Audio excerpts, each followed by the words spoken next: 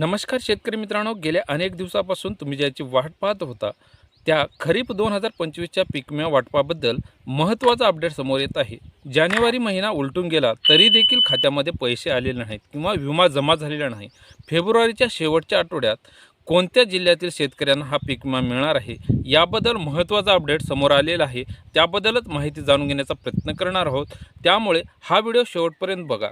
हा तुमच्या पीक विमा किंवा तुमच्या पैशाशी संबंधित असलेला एक महत्त्वपूर्ण व्हिडिओ आहे.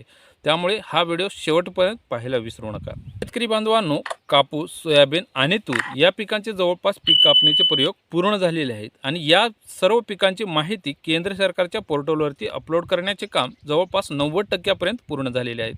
आलेल्या सूत्रांच्या माहितीनुसार सोयाबीन, कापूस आणि तूर मार्चच्या 2026 मध्ये पहिल्या पंधरवड्यामध्ये शेतकऱ्यांच्या खात्यावरती याची नुकसान भरपाई आणि यांचा पीक विमा शेतकऱ्यांच्या खात्यावरती जमा होण्यास सुरुवात होईल. आता प्रश्न उरतोय तो नेमका आहे, हेक्टरी पीक विमा किती मिळणार आणि कोणत्या जिल्ह्यासाठी हा पीक विमा किती मिळणार, हा एक महत्त्वाचा प्रश्न शेतकऱ्यासमोर उभा राहतोय. आता नुकसानीची तीव्रता पाहिली तर कोणत्या जिल्ह्यांसाठी किती विमा मिळणार आहे याबद्दल थोडक्यात जाणून घेण्याचा प्रयत्न करूयात. नुकसानीची तीव्रता पाहिली तर प्रत्येक जिल्ह्यांची तीव्रता वेगवेगळी आहे. प्रत्येक जिल्ह्यामध्ये वेगवेगळ्या प्रकारचे नुकसान झालेले आहे. तसं पाहिले तर प्राथमिक माहिती पाहिली तर सोयाबीनसाठी साधारणतः 15,000 ते 22,000 रुपयापर्यंत हेक्टरी पीक विमा किंवा नुकसान भरपाई मिळणार. त्याचबरोबर कापसांचे पाहिले तर साधारणतः 18,000 ते 27,000 रुपयापर्यंत हेक्टरी नुकसान भरपाई किंवा पीक विमा मिळण्याची प्राथमिक माहिती समोर येत आहे. खरंच हा पीक विमा एवढ्यापर्यंत मिळणार आहे का? हेक्टरी 15,000 ते 27,000 रुपये कापसाला आणि सोयाबीनसाठी साधारणतः 15,000 ते 22,000 रुपयापर्यंत शेतकऱ्यांच्या खात्यावरती पीक विमा मिळणार का, हा प्रश्न शेतकऱ्यांना सतत भेडसावत आहे. आणि खरंच शेतकऱ्यांच्या खात्यावरती इतकी रक्कम जमा होणार आहे का, हा प्रश्न नेमकं शेतकऱ्यांना पडत आहे. जेव्हा शेतकऱ्यांच्या खात्यावरती हा पीक विमा जमा होईल तेव्हाच खरं रक्कम कळेल.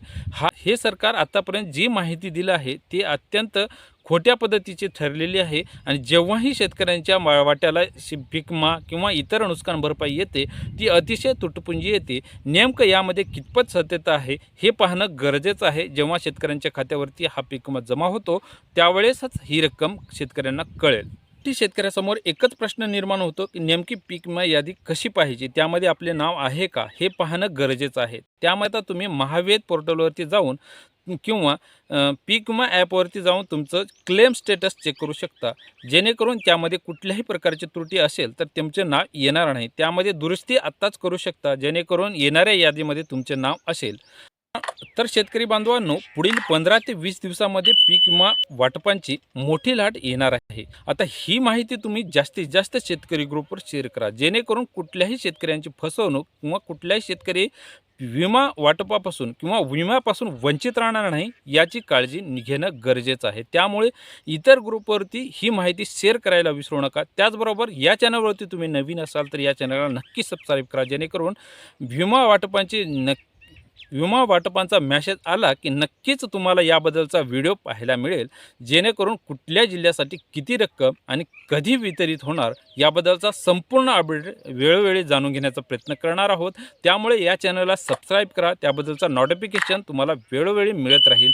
ही माहिती तुम्हाला आवडल्यास लाईक करा, सबस्क्राईब करा आणि पुन्हा भेटूयात अशाच माहिती. तोपर्यंत तुमची व तुमच्या जवळच्या माणसांची काळजी घ्या.